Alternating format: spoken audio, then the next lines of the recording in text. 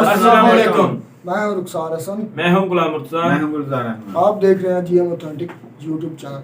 आपका हमारे इस चैनल पर वेलकम है। अगर आप देखना चाहते हैं जीएम ऑथेंटिक रिएक्शन चैनल तो आप हमारे इस चैनल को सब्सक्राइब कर लें। चलते हैं आज की वीडियो की जानब। आज की वीडियो का टाइटल है मेजर साहब वीडियो है major Gaurav Arya use your brain a little bit. चलिए सबसे पहले देखते हैं वीडियो और फिर देखते हैं अपना ऑथेंटिक रिएक्शन। ये कैसी माँ है भाई? ये सौतेली माँ है। ये असली वाली माँ नहीं है, ये सौतेली माँ है। जो पाकिस्तानी रियासत है वो सौतेली माँ है और सौतेली माँ जैसा ही बर्ताव करती है। तो कोई पूछने नहीं गया वहाँ पे। अब आपको पैसे देने पड़ेंगे तब जाकर वो तैयारा छूटेगा। फिर कॉन्स्पिरेसी थ्योरीज के यहूदियों ने कुछ कह दिया होगा, ये हिंदुओं ने कुछ कर दिया होगा, इंडियन कंपनी है, इसकी कंपनी। भाई तुम पैसा नहीं दोगे तो जो मुसलमान होगा वो भी रखवा लेगा तुम्हारा जहाज। तो कॉन्स्पिरेसी थ्योरीज करते रहो, किसी को कोई फर्क नहीं पड़ता। अच्छा, 29 मिलियन तो ब्रॉडशीट को देने हैं।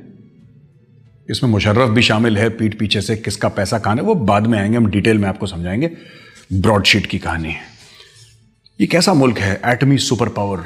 हमारे पास पाव पाव आधे किलो 1 किलो के बम हैं। शेख रशीद कहता था ना इतने बम हैं। आप लोग के पास $14 मिलियन नहीं अपना तैयारा छुड़वाने के लिए या ब्रॉडशीट को पैसे देने के लिए। वो कुड़की की नहज पे आके खड़ा हो गया ब्रॉडशीट।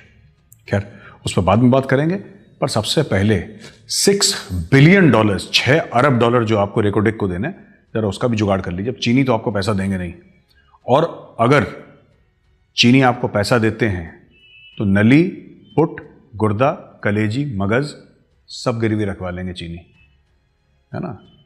बहुत शौक है ना गोश्त खाने का, चीनियों को भी बहुत शौक है। शाइलॉक के बारे में कहा गया है, शेक्सपियर का शाइलॉक जब पढ़िएगा, शाइलॉक का क्या किरदार था, वही चीनी है और वही कर रहे हैं आपके साथ। एक दुनिया की नई ईस्ट इंडिया कंपनी बन गई है चाइना, और आप फंस गए हैं उसके चुंगल में। अब दोस्तों, शाहीन 3 का टेस्ट बहुत बहादुर पाक फौज ने करा। वो कहाँ पे गिरा? घर पे गिरा, बंगले पे गिरा, मोहल्ले पे गिरा, मैं उसके ऊपर नहीं जाऊंगा। जो पाक फौज कहेगी हम उस बात को मान लेंगे, तस्लीम कर लेंगे, कोई बात नहीं। हम इस बहस में पढ़ना ही नहीं चाहते। आपकी फौज, आपका घर, आपकी मिसाइल। लेकिन यार थोड़ा सा सोचिए आप लोग भी ना, हल्का सा सोचिए ज़रा इस मामले पे। शाहीन 3 बनाने के पैसे हैं आपके पास, लेकिन आपके पास PIA का तैयारा छुड़वाने के लिए पैसे नहीं हैं। शाहीन 3 बनाने के पैसे हैं आपके पास, लेकिन ब्रॉडशीट को पैसा देना आप गंवारा नहीं समझते। चाहे फिर जो लंदन में आपका हाई कमीशन है उसका बैंक अकाउंट फ्रीज कर दे वहां की कोर्ट्स। पूरी कौम जलील ख्वार। आपने सुना है कभी किसी मुल्क के एम्बेसी का बैंक अकाउंट फ्रीज कर दे क्योंकि वो पैसा नहीं दे पाए? आपने सुना है कभी? ये आपके साथ हुआ है। कोई बात नहीं, शाहीन 3 बनाने का पैसा है आपके पास, लेकिन जो रेकोडेक को पैसा देना है $6 अरब, वो आप नहीं दे सकते हो। सबसे बड़ी बात, शाहीन 3 बनाने का पैसा है आपके पास, लेकिन वैक्सीन के लिए पैसा नहीं है। वैक्सीन के लिए पैसा नहीं है। पाकिस्तानी आवाम जो गरीब है वो मर जाए, कल मरती आज मरे, आज मरती अभी मरे। इमरान खान को फर्क नहीं पड़ता, बाजवा को फर्क नहीं पड़ता, लेकिन शाहीन 3 बनाने, क्योंकि साहब ये हिंदू है ना, हिंदू वो खा जाएगा साहब, वो कुछ कर देगा, अटैक कर देगा, वो मार डालेगा साहब जो हिंदू है। हिंदू छोड़ेगा नहीं साहब। बड़ा शातिर है दिमाग का, बहुत तेज तर्रार दिमाग का है, साजिशें करता है हमारे आपके खिलाफ। साजिशें कौन करता है? ज़रा सोचिए, दिल पे हाथ रखिए, थोड़ा सा अकल का इस्तेमाल करिए, शऊर का। इल्म अगर है थोड़ा सा तो इस्तेमाल करिए और सोचिए कि आपके खिलाफ साजिश करता कौन है। पिछले जो आपके साथ 10 बुरे वाक़ये हुए हैं, कोई भी 10 बुरे वाक़ये पाकिस्तान में हुए हैं, उसका जिम्मेदार कौन है? क्या आपकी किस्मत में यही लिखा है कि हर नहज पे आप जलील ख्वार होंगे? यही चाहते हैं आप? ऐसी ज़िंदगी जीना चाहते हैं? अब देखिए ना, रेकोडेक का मामला, इसमें कौन है जिम्मेदार? कोई हिंदू है, कोई यहूदी है? या आपके तैयारे का मामला, इसमें कोई हिंदू यहूदी है?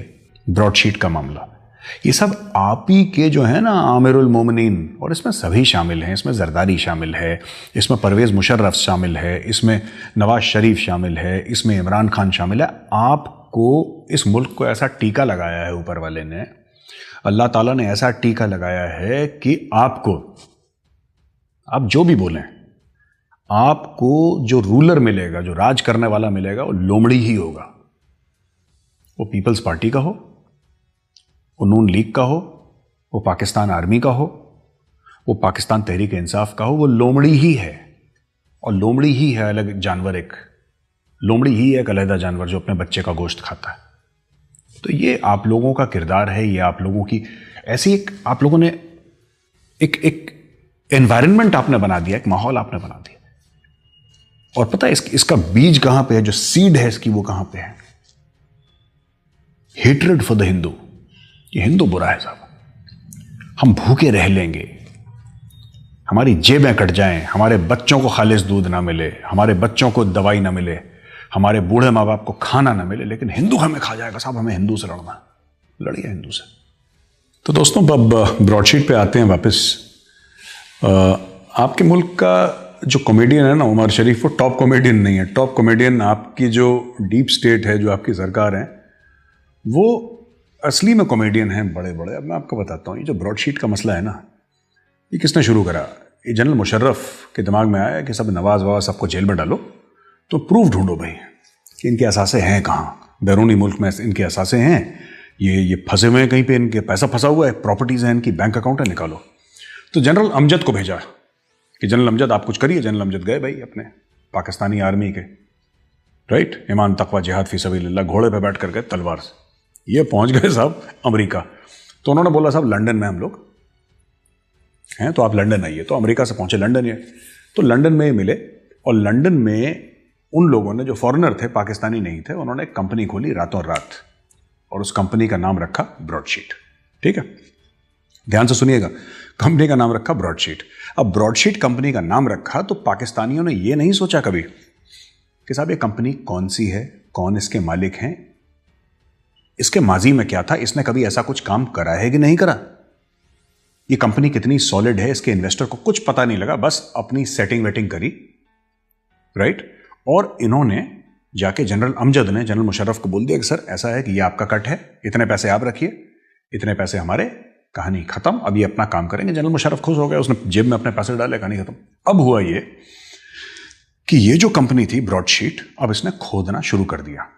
ठीक है, प्रोफेशनल तो थे, इन्होंने खोदना शुरू करा। खोदते खोदते खोदते खोदते इनको जरदारी और नवाज शरीफ के खिलाफ तो कुछ नहीं मिला, लेकिन इनके चंगुल में फंस गए 2 पाकिस्तानी नेवी के चीफ, कुछ वडेरे, कुछ जमींदार, कुछ पॉलिटिशियंस, और एंड में फंसे कुछ सीनियर पाकिस्तानी फौज के अफसर, जनरल्स फंसे। जब जनरल्स फंसे तो सब मुशर्रफ को डर लगा, तो यहां से इस्लामाबाद से हुक्म गया कि सब बंद करो, ये इन्वेस्टिगेशन अपना बंद करो। अच्छा, बात ये इनकी हुई थी कि जो भी असासे पकड़े जाएंगे, जो ब्रॉडशीट पकड़वाएगा, उसका 20% यानी 20%, 20% वो ब्रॉडशीट को देगी पाकिस्तानी सरकार। अब यहां पे तो इन्वेस्टिगेशन ही बंद हो गया। खैर, उस कंपनी का बुरा हाल हो गया, और कंपनी का बुरा हाल होने के बाद यह हुआ कि अब कंपनी बंद होती है, खुली। अब वो जो मालिक थे वो बोलने लगे, बड़बड़ करने लगे। तो उनका मुंह बंद कराने के लिए पाकिस्तानियों ने $1 मिलियन यानी कि $10 लाख इन्होंने जाके उसके मालिक को दे दी कि तुम भैया अपना मुंह बंद करो। अच्छा, $1 मिलियन तो उसको दे दिया, उसने अपना मुंह बंद कर लिया, चुपचाप कोने में बैठ गया। लेकिन बीच में एक और फसाद की जड़ आ गई। मुसावी नाम का एक ईरानियन मोमिन, वो जेल में था उस वक्त, और वो भी इस कंपनी में पार्टनर था। उसने बोला तो क्या हुआ अगर कंपनी बैंकरप्ट हो गई, तो क्या हुआ अगर कंपनी लिटिगेशन में चली गई, इन्वेस्टमेंट तो मेरा भी है, इन्वेस्टर तो मैं भी हूं, मालिक तो मैं भी हूं, तो मुझे भी पैसा मिलना चाहिए। जब पाकिस्तानियों से बात करी तो पाकिस्तानियों ने मना कर दिया। इसने, यानी कि मुसावी ने, जो ब्रॉडशीट का एक मालिक था, उसने लंदन में पाकिस्तानियों के खिलाफ केस कर दिया। अब जब जज ने सारे कागज पढ़े तो यह पता लगा कि पाकिस्तानियों ने जो $1 मिलियन दिए थे वो गलत कंपनी को दे दिए थे। मेरी हंसी नहीं रुक रही, माफी चाहता हूं। पाकिस्तानियों को यह नहीं पता था कि किस कंपनी को पैसे देना, उन्होंने गलत कंपनी को पैसे दे दिया। और हो ना हो किसी जनरल अमजद ने दे दिला के उससे भी कट ले लिया होगा, $1 मिलियन लेके बोला होगा यार थोड़ा सा 50% मुझे दे दो। इन्होंने गलत, अब वो कह रहा है कि मुझे भी पैसा चाहिए। अब पाकिस्तानी फंसे हुए हैं। ये मैंने, जिसको हिंदी में कहता है ना संक्षिप्त में, शॉर्ट में, बिल्कुल इसका क्रक्स मैंने आपको कहानी का सुनाया। और जब मुझे पता लगा इस कहानी का, तब मुझे बहुत हंसी आई कि एक पूरी कौम को, एक पूरे मुल्क को, आपका जो नैब है, नैब को यह नहीं पता कि कौन सी कंपनी है, किसको हम पैसा दे रहे हैं। उन्होंने पैसा दे दिया उस कंपनी को, ब्रॉडशीट, एक नकली ब्रॉडशीट को पैसा दे दिया और असली वाला कह रहा है कि साहब मैं तो बैठा हूं यहां पे। वो मुसावी जेल में था, वो जेल से निकला तब उसको लगा कि यहां पे तो पार्टी चल रही है मेरे पीछे, लोग यहां पे धमाल डाल रहे हैं, मेरा पैसा मारा गया। जब उसने केस कर दिया कोर्ट में जाके, अब पाकिस्तानी सरकार फंस गई। तो ये किरदार है आपकी पूरी फौज का, आपके नैब का, आपके डीप स्टेट का, आपकी सरकार का, इमरान खान का। दिमाग से पैदल लोग हैं ये, दिमाग से पैदल लोग हैं। इनका बस यही है कि इंडिया में ये कर दो, अब किसी तरीके से इंडिया में ये फसाद। आप ये देखिए कि किस तरीके से बिल्कुल जैसे कि शराब पीते हुए कोई 120 की रफ्तार से कार चला रहा हो। सुनिएगा ध्यान से, शराब पीकर, शराब के नशे में धुत होकर 120 की रफ्तार से कोई गाड़ी चला रहा है और गाड़ी का स्टीयरिंग छोड़ के अपने फोन पे मैसेज कर रहा है। यह हाल है पाकिस्तान का। कभी भी गाड़ी आपकी क्रैश हो सकती है।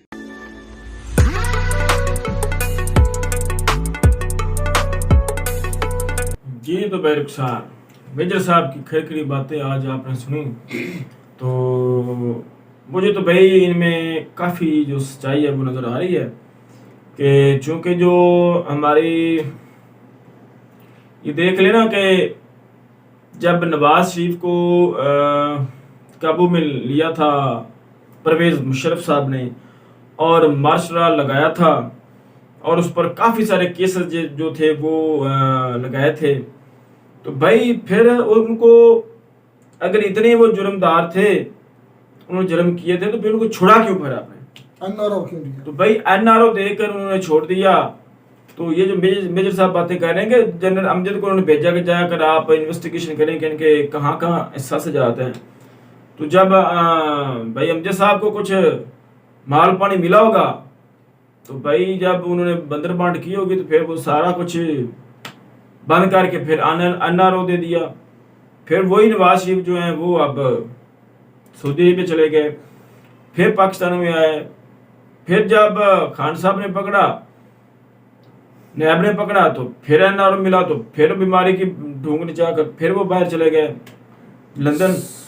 तो ये भाई हकीकतें जो है हमारे मुल्क के साथ हो रही हैं, सियासी लेवल पर हो रही हैं, फौजी लेवल पर हो रही हैं। ये ठीक है भाई, जो मेजर साहब बातें करते हैं ना, मेरे ख्याल में मेजर साहब ठीक है, कुछ बातें वो करते होंगे मतलब कि दुश्मन कंट्री समझ कर या कुछ और समझ कर या कुछ थोड़ी बहुत ही होंगी, या हमें लगता होगा कि ये वो हमारे खिलाफ बातें कर रहे हैं, लेकिन भाई इनमें रियलिटी भी तो है ना भाई। ये हकीकत पर मबनी कुछ चीजें मुझे तो लग रही हैं भाई। आप क्या कहेंगे? मुझे सबसे पहले इनकी जापानी बारे में इतने चाहना कि मुझे तो बहुत ज़्यादा, मैं उस पर इत्तेफाक करता हूँ कि ये बिल्कुल वही मसला है या वही लाइन चल चुकी है जो ईस्ट इंडिया कंपनी ने चलाई थी लंदन ने, जो यूके ने चलाई थी हमारे बरसगीर में। सबसे पहले उन्होंने क्या किया, आस्ता आस्ता मतलब ना हमारे जो तजारती ज़राए थे उन पर कब्ज़ा करना शुरू कर दिया, और हमारे जो हुक्मरान थे माशाल्लाह वो सुस्त रवि का शिकार थे, अयाश परस्त हो चुके थे, उन्हें अपनी जिम्मेदारियों का एहसास ही नहीं था, और ये हर चीज़ लीज पर देते गए ईस्ट इंडिया कंपनी को। हर चीज़ में आका मौला उसको समझने लग गए, मतलब हर चीज़ उससे मतलब उनको समझते थे कि ये बड़े काबिल लोग जैसे आज चाइना को समझ रहे हैं। मैं उधर ही आए देख लें कि अब सेम वही कहानी अब चाइना के साथ, हमारी पाकिस्तान के साथ चाइना कर रहा है। हकीकत है, इससे मैं बिल्कुल इत्तेफाक करता हूँ कि पाकिस्तान को जितने भी कर्जे चाइना ने दिए हैं ना, वो किसी ना किसी कोई चीज़ गिरवी रखवा कर दिए। ये नहीं कि उन्होंने ऐसे दी कि यार आप हमारे बड़े दोस्त हैं, आप हमारे बड़े फ्री में कोई चीज़ भी नहीं दी, कुछ भी नहीं दिया फ्री में। उन्होंने जो भी दिया या तो कोई अपना कारोबार के सिलसिले में दिया है, या लोन के सिलसिले में दिया है, या फिर कोई चीज़ गिरवी रखवा कर दिया है। कुछ ना कुछ उन्होंने लिखवाया ज़रूर है। कभी हमारी अड्डे लिखवा लेते हैं पीआई के, कभी कुछ लिखवा लेते हैं, तब हमें लोन मिलता है। तो ये सारे का सारी लाइन, सारे के सारी सूरतें वही पैदा हो। नहीं रुखसार भाई, आपका मतलब है 2050 में पाकिस्तान चाइना में तब्दील हो जाएगा? मैं ये तो नहीं कहता हमारा कोई लीडर अच्छा हुआ। अब अगर ये देखें इमरान खान के दौर में जो सी पैक है वो थोड़ा सा सुस्त रवि का शिकार हुआ है। वजह ये है कि इमरान खान ने इसको देखा बड़ा बीच में जाकर देखा कि पाकिस्तान के लिए क्या अच्छा हो सकता है। नहीं, वो सारी चीजें पाकिस्तान का असली में ना यार, ये देखना, ये कोई भी किसी का सगा नहीं इतर होता, ये सारी मफादात के रिश्ते हैं। जो भी मुल्क उसे मुल्क के साथ अगर करता है ना, तो उसको तो उस मुल्क के साथ मफाद होता है, वो उसकी मदद करता है। बिला वजह कोई किसकी मदद नहीं करता। पाकिस्तान में तो यही बोला जाता है कि चाइना पाकिस्तान का एक बहुत ही करीबी दोस्त यार है। पार्टनर है, ऐसा कोई पार्टनर नहीं है, वो हम अपने पार्टनर मफादात कह के सकते हैं, दोस्त और चीज होती है। उसमें फायदा अपना है चाइना का, इसलिए वो पाकिस्तान को वही लोन बात देता कर रहा हूँ है। ना। वो लोन ही देता है, वो मदद तो नहीं ना करता। मैं वही बात कर रहा हूँ कि चाइना ने जो भी पैसे दिए हैं वो सिर्फ जो इमरान खान साहब ने सी पैक में जाकर देखा है ना, वो चाइना का सारा फायदा था, इसलिए थोड़ा सा दूसरी slow ने हुआ है। ब्रॉड शीट के बारे में बात की, इसके बारे में मुझे तो इतना खासा इल्म नहीं है, मैं ऐसे अब छोड़ता जाऊँ कि ये है वो है, मैंने इसके बारे में इतना ज़्यादा स्टडी नहीं किया। ब्रॉड शीट में वो ये यही बात कह रहे थे ना कि एक वहां पर जो अमेरिका में जलंधर में एक कंपनी तैयार की गई कि ये भाई इन्वेस्टिगेशन करेगी कि नवाज शरीफ जरदारी लोगों के कहाँ पर असासे हैं उनको रिकवर किया जाए, तो 20% जो हिस्सा है उसको मिलेगा। तो ये सारी चीज़ें मतलब कि थी, और वो ये बता रहे थे कि ब्रॉडशीट जो थी असल वाली थी उसको नहीं, वो एक नकली जो ब्रॉडशीट थी उसको पेमेंट कर दी गई, जो असली ब्रॉडशीट थी वो उसको मिले नहीं पैसे, वो उस जेल में था, उसका जो मालिक था। तो वो ये सारी चीज़ें बता रहे थे। असल में ये है ना भाई कि जो उनका कहने का मतलब ये है कि हमारे मुल्क के अंदर वो ये कहते हैं ना कि आपका शहीन मिसाइल बनाने के लिए आपके पास पैसे हैं, दिफाई निज़ाम में आप के ज़हन में फ़ौज ने या इन सियासतदानों ने ये डाला हुआ है कि भाई हम ये बना लें नहीं तो इंडिया जो है वो हमें खा जाएगा, वो हम पर चढ़ दौड़ेगा, वो हम पर जंग मुसल्लत कर देगा, वो हम पर वार कर देगा। ये चीज़ें हमारे ज़हन में डर खौफ डालकर तो भाई वो हमसे मतलब कि ना ये चीज़ें बनवा लेते हैं, और जो इकॉनमी है वो डिस्ट्रॉय हो रही है, जो इंफ्रास्ट्रक्चर के काम करने वाले हैं वो कर कोई नहीं रहा, तो जो पॉजिटिव काम करने वाले हैं, जो आवाम की भलाई वाले हैं वो नहीं कर रहा, मुल्क जो ऊपर लेकर जाएगा जिससे इकॉनमी स्ट्रांग होगी। तो ऐसे ही जो हमें ना वो जैसे कहते हैं ना कि जो बेवकूफ़ों को उन्होंने एक नए राह पर डाला हुआ है, तो जो मेन चीज़ें करने वाली हैं वो नहीं करते, वो अपनी जो है वो हर हुक्मरान आता है वो अपनी किस्म का चूरन बेचता है, चला जाता है, पाकिस्तान को खोखला तो वो ये करता है। कहते हैं ना कि भाई पाकिस्तानी अवाम जो बेवकूफ़ है, वो चूरन जो है ये वो तो सस्ता बात है। चूरन जो वो खाती रहती है। हाँ सही है, हकीकत बात है। तो हमें लेकिन भाई अब अपने कुछ शऊर पैदा हो हकूक़ रहा का है। जो शऊर है वो पैदा करना चाहिए, हमें कुछ ना कुछ अपनी जो चीज़ें हैं उसको रियलाइज़ करना चाहिए कि हमें हम कहाँ पर खड़े हैं और हमें कहाँ पर किस तरफ जाना है हमें। अच्छा पहले मैं ना मेजर साहब की वीडियो देखता था, मुझे थोड़ा सा ना गुस्सा गुस्सा आता था, लेकिन अब मुझे गुस्सा नहीं आता। क्यों? मुझे अब ये चीज़ समझ रहा कि वो तो हम चला उनका हमारे मुल्क से मफाद क्या, अगर वो हमारी गलतियाँ पॉइंट आउट करता है वो तो फिर हमारा खैर खा फ़र्ज़ कर लें कि वो हमारी गलतियाँ पॉइंट आउट कर रहा है, आप ये कर रहे हैं, फिर तो हमें उसको पॉजिटिव लेना चाहिए, और पॉजिटिव लेकर हम अगर हमें नहीं उनकी अपनी गलतियों का पता तो हमें वो गलतियों से सीखें और अपने मुल्क के लिए बेहतरी करें। लेकिन हम बेहतर करना नहीं चाहते ना, हमारे ना सियासतन करना चाहते हैं ना फौज करना चाहते। भाई उनको हर चीज़, ये जितनी भी अदलिया उनके असासे सारे बाहर हैं, जितने फौजी हैं उनके असासे सारे बाहर हैं, जितने सियासतदान हैं उनके असासे सारे बाहर हैं। यहाँ पर कमाई करते हैं और बाहर जाके वो स्टोर करते हैं, वहाँ पर अपनी जायदादें बना रहे हैं, वहाँ पर अपनी फैमिली, किसी की भी फैमिली इधर नहीं है। यहाँ पर सिर्फ पैसा कमाते हैं और बाहर शिफ्ट कर देते हैं, यही मुल्क का डगर है। यही बात कर रहे थे ना मेजर साहब के, नवाज शरीफ की और दूसरे सियासतदानों की उन्होंने छानबीन की थी, वो आगे निकला है, सारे मेजर और सारे फौज के बड़े बड़े हैं जिसकी उन्होंने ठप कर दिया था, असल में ना बंद कर दिया वो ब्रॉडशीट। जिन पीछे साहब ब्रॉडशीट का बड़ा इशू नवाज शरीफ के दौर में था। ये असल में लाख इख्तलाफात के बावजूद अगर हकीकत से हम अपनी नजरें चुराएंगे ना तो हम अंधे हैं, हमारी कौम हमें सोचना चाहिए भाई, बजाय इसके कि मेजर साहब की बातों को हम बुरा महसूस करें, हमें ये इस चीज़ की एक पब्लिसिटी करनी चाहिए कि भाई हमें उस बंदे को वोट दें जो बंदा मुल्क के बारे सोचे, आवाम के बारे सोचे, तो फिर हमारा मुल्क ठीक हो सकता है। तो यही थी आज की हमारी वीडियो। उम्मीद करता हूँ आपको हमारी वीडियो पसंद आएगी। वीडियो पसंद है तो वीडियो को लाइक करें, शेयर करें, हमारे चैनल को सब्सक्राइब करें। मिलते हैं वीडियो में किसी नए टॉपिक के साथ, तब तक दीजिए इजाजत। अल्लाह हाफिज़।